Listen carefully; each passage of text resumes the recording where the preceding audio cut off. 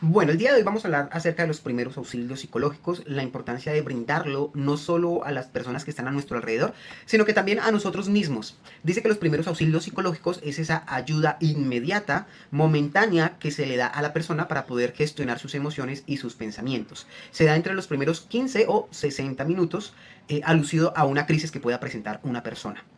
¿Quién se recomienda que puede dar estos primeros auxilios psicológicos?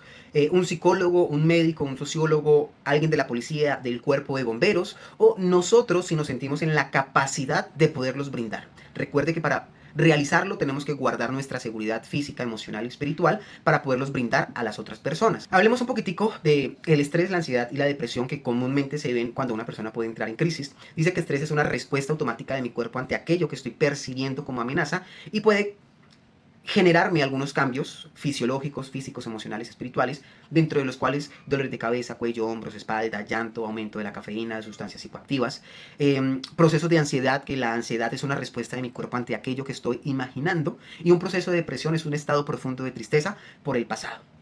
Estrés presente, ansiedad futuro, proceso de depresión pasado.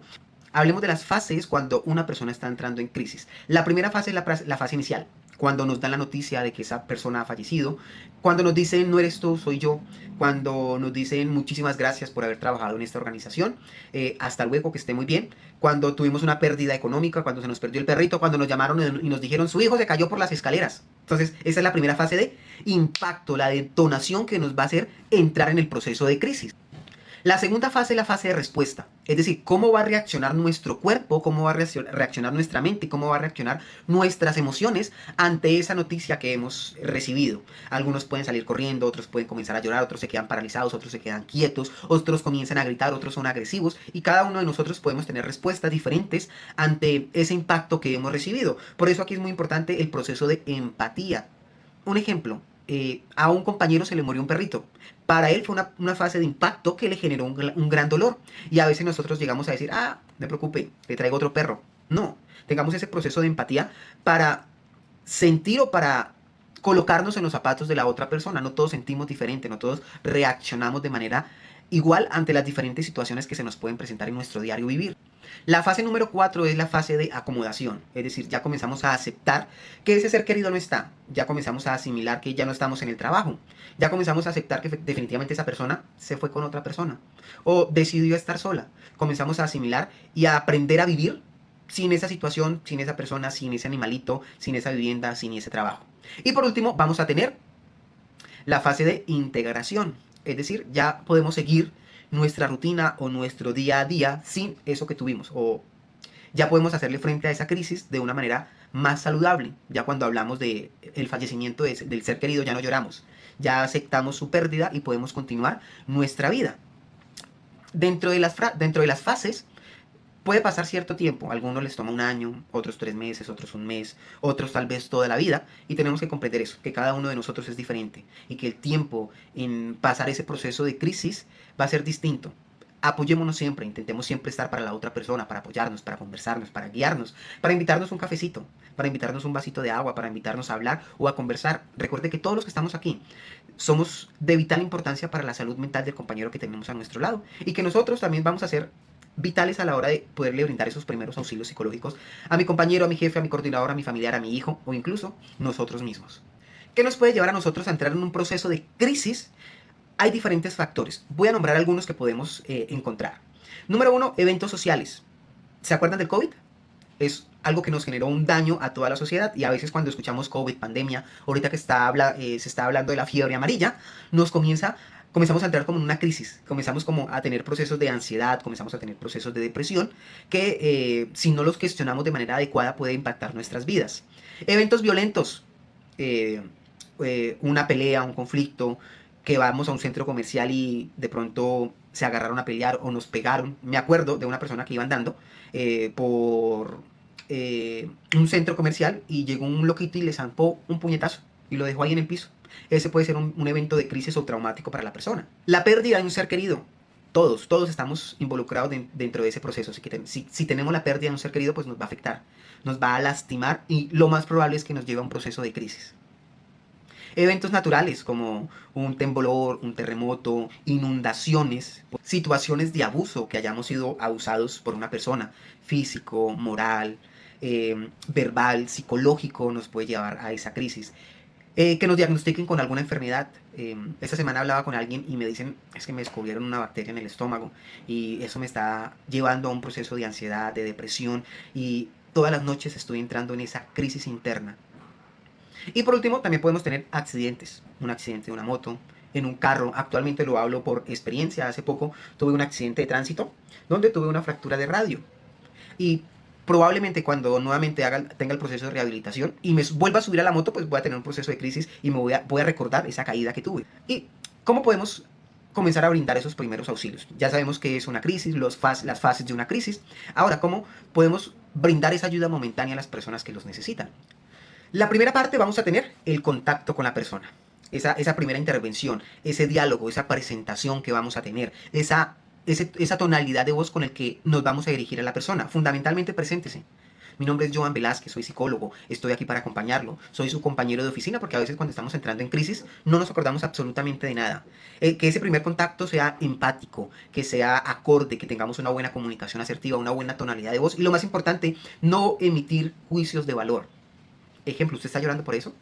Yo le consigo otro gato, yo le consigo otro perro. No se preocupe que hombres hay muchos, mujeres hay muchas. Entonces, evitemos emitir esos juicios de valor cuando estamos interviniendo en esos primeros auxilios psicológicos. Junto a ese primer contacto, monitoreese constantemente de lo que me está narrando la persona, cómo me estoy sintiendo y cómo me está afectando a medida que estoy realizando el proceso de intervención.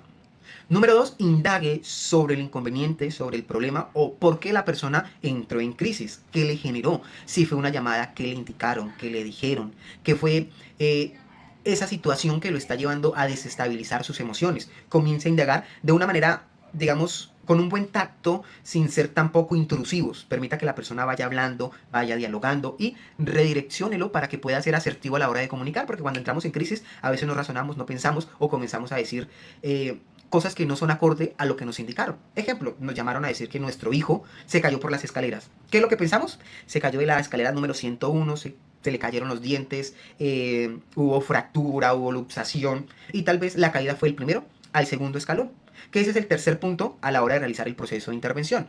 ¿Qué es el tercero? Que es la solución del problema o la búsqueda de las alternativas para gestionar esas emociones. Volvemos con el caso de que nos llamaron que nuestro hijo se cayó. Entonces la persona va a decir en qué lugar, cómo se llama su hijo. Podemos llamar nuevamente al colegio. Hay una persona cerca a este lugar para que se pueda acercar y corroborar la información. Porque a veces también hay personas malintencionadas que hacen estas llamadas, tío, tía, me caí, me accidenté, para estafar a las personas. Entonces es muy importante esa intervención y esa redimensión o esa solución del problema. Indaguemos cómo podemos solucionarlo, cómo podemos acompañar a la persona y cómo podemos realizar ese acompañamiento constante a la persona y no dejarla sola, que va a ser de vital importancia. Vamos a manejar un proceso interdisciplinario. Si ya lo escuchamos nosotros, si ya logramos gestionar sus emociones y sus pensamientos, podemos ya redireccionarla tal vez a un psicólogo, a un trabajador social, a la parte de gestión humana de la empresa, donde ya van a poderle brindar, digamos, un poco de ayuda más profesional a la persona. Y por último, el seguimiento. Si trabaja con nosotros o si es un ser querido, podemos preguntarle cómo sigue, cómo está, cómo se siente, qué necesita, cómo podemos ayudarle, cómo podemos colaborarle. Ese acompañamiento va a ser muy importante para que la persona pueda pasar ese proceso de crisis o ese proceso de luto más rápido. Y ya para finalizar, 3 técnicas muy importantes a la hora de poderlos aplicar es la parte del ejercicio, el invitar a la persona que pueda caminar, pueda trotar, pueda realizar algún ejercicio de estiramiento para que esta persona pueda ir aclarando sus pensamientos. El ejercicio es lo que más se ha estudiado científicamente, que nos ayuda a regular nuestras emociones, nuestros pensamientos y pues a cuidar toda nuestra salud. Segundo ejercicio, una técnica de respiración. Va a ser fundamental el que mire a la persona, dígale, míreme a los ojos. Vamos a inhalar y a exhalar como yo lo estoy desarrollando. Mírame, míreme, sígame o conté o cuente las inhalaciones y las exhalaciones. Inhalemos 1, 2, 3, 4, sostenemos 1, 2, 3, 4, exhalemos 1, 2, 3 y 4. Va a ser, digamos que es una de las más importantes a la hora de gestionar esas emociones y esos pensamientos. Y por último, una técnica de gimnasia cerebral, algo que lleve a la persona a centrarse en el presente, algo que permita que esa persona pueda gestionar la ansiedad o la depresión o el estrés que está viviendo y pueda estar en el aquí y en el ahora. Algunas técnicas de concentración, de motricidad, de coordinación mente-cuerpo nos van a ayudar para brindar esos primeros auxilios psicológicos. Las 3A, me decía una psicóloga clínica, para poderlos brindar no solo a las otras personas, sino a nosotros mismos. Número 1, autocuidado. ¿Qué estamos haciendo para cuidarnos, para protegernos? Esos buenos hábitos que nosotros tenemos que desarrollar. Número 2, autoconocimiento. El conocernos, el conocer nuestras emociones, el saber o el poder interpretar por qué hoy amanecí con crisis existencial, con ganas de renunciar, vender todo, irme por el hueco. Y número 3, la actitud. Siempre va a ser muy importante cómo usted inicia su día, cómo nos dejamos afectar o qué tanto nos tomamos personal las cosas. Recordemos que nosotros somos importantes, cuidémonos, protejámonos e intentemos todos los días estos 3 ejercicios para brindarnos a nosotros esos primeros auxilios psicológicos todos los días.